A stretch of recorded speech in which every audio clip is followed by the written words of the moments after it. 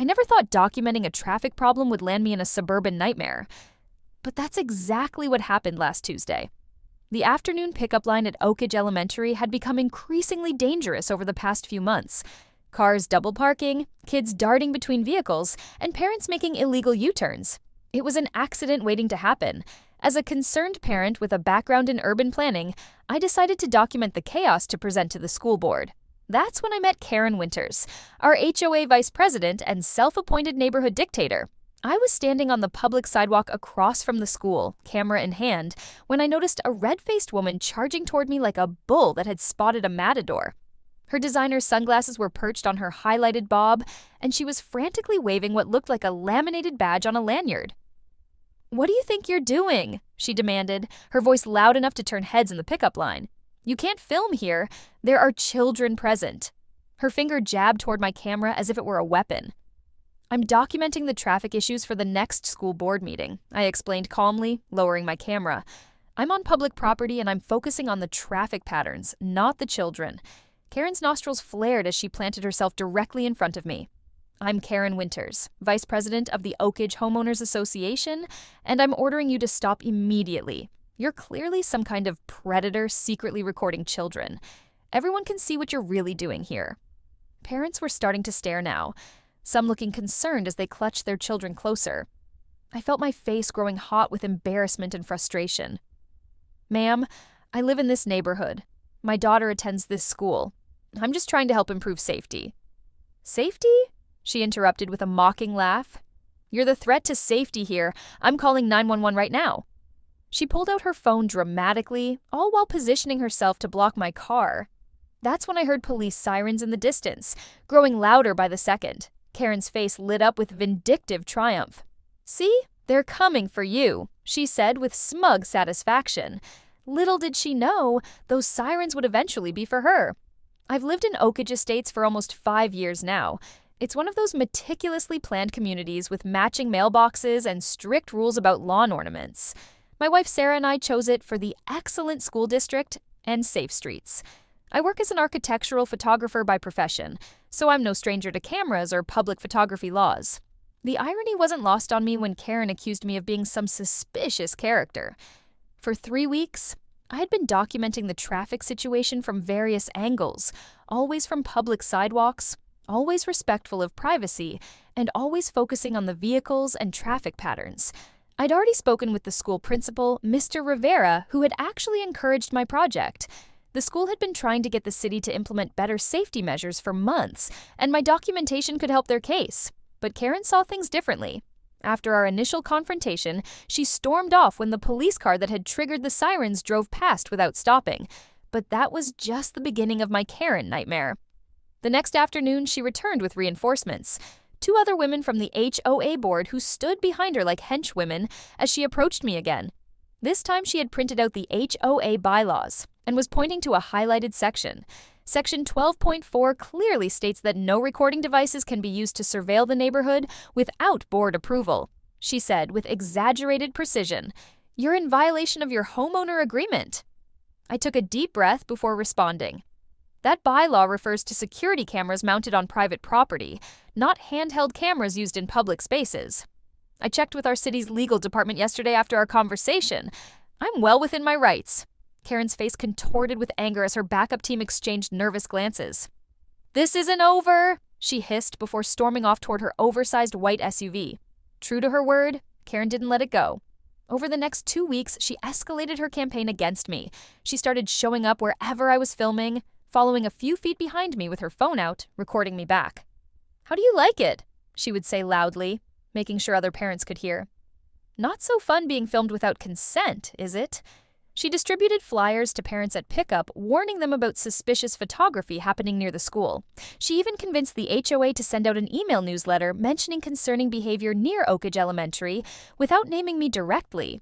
But everyone knew who they meant. Some parents started giving me wary looks, keeping their distance, which hurt more than I wanted to admit. I tried reasoning with her multiple times. I offered to show her my footage, to explain my project in detail, even invited her to join me at the school board meeting. Each attempt was met with increasing hostility. "I know what men like you are really doing," she said one afternoon, her voice dripping with accusation. "My brother-in-law is a police officer, and he sees perverts like you all the time." That comment made my blood boil, but I maintained my composure. "Karen, that's a serious and completely unfounded accusation. I'm a parent trying to make our schools safer. Please stop harassing me before this goes too far." She just laughed and walked away, shouting over her shoulder, "You haven't seen harassment yet?" Unfortunately, I would soon discover exactly what she meant by that threat. The situation took a dark turn on a Thursday evening when my wife called me at work, her voice shaking. She had been shopping at our local grocery store when Karen approached her in the produce section. "Your wife was terrified," Sarah told me, still visibly shaken when I got home. "She cornered me by the organic apples and told me I should know what kind of man I married. She said you were on a watch list and that Child Protective Services might need to get involved with our family." I felt sick to my stomach. This had gone from annoying to dangerous. Karen was now threatening my family and spreading vicious lies that could seriously damage my reputation and career. That night, I received several concerned texts from other parents asking if everything was okay. One neighbor even mentioned that Karen had been going door to door, showing people evidence that I was suspicious, which turned out to be normal photos of me holding my camera. The next morning, I discovered an anonymous email had been sent to nearly everyone in the Oakage Estates directory. It contained a blurry photo of me filming and warned parents to keep their children away from me. The email strongly implied I was some kind of predator without actually making the accusation directly, a calculated move to avoid clear defamation while still destroying my reputation. That was the final straw. I contacted the police department and filed a formal harassment report. I submitted all the evidence I had collected, videos of Karen following me, copies of the emails and flyers, and statements from witnesses who had seen her confronting me aggressively. The officer who took my report looked increasingly concerned as I laid out the pattern of behavior. "Sir, this goes beyond simple disagreement," he said gravely. "This is systematic harassment and potential defamation. We take these matters very seriously." I also reached out to the school board and requested an emergency slot at their upcoming meeting. When the day came, I presented my original traffic documentation, which clearly showed the dangerous conditions alongside evidence of Karen's harassment campaign. Parents, who had been silent before now, stood up to share their own stories of Karen's bullying behavior over the years. She threatened to fine me $200 because my garbage can was visible from the street on trash day. One mother said, "She measured the height of my grass with a ruler and left violation notices on my door 3 days in a row," added another resident. The tide was turning. People were finally speaking out against the reign of terror Karen had established in our community. The school board unanimously voted to implement new safety measures based on my documentation. And the HOA board, minus Karen, who hadn't shown up, issued a formal apology for the newsletter that had implied I was suspicious. Word of my vindication spread quickly through the neighborhood, and Karen went uncharacteristically quiet for a few days. I almost thought it was over until Monday morning when 3 police cars pulled up in front of Karen's immaculately landscaped colonial home. I wasn't there to witness it, but my neighbor Tom captured the whole thing on his phone. Karen was led out in handcuffs, still wearing her bathrobe, screaming about how she was just protecting the community and that the officers had no jurisdiction over the HOA.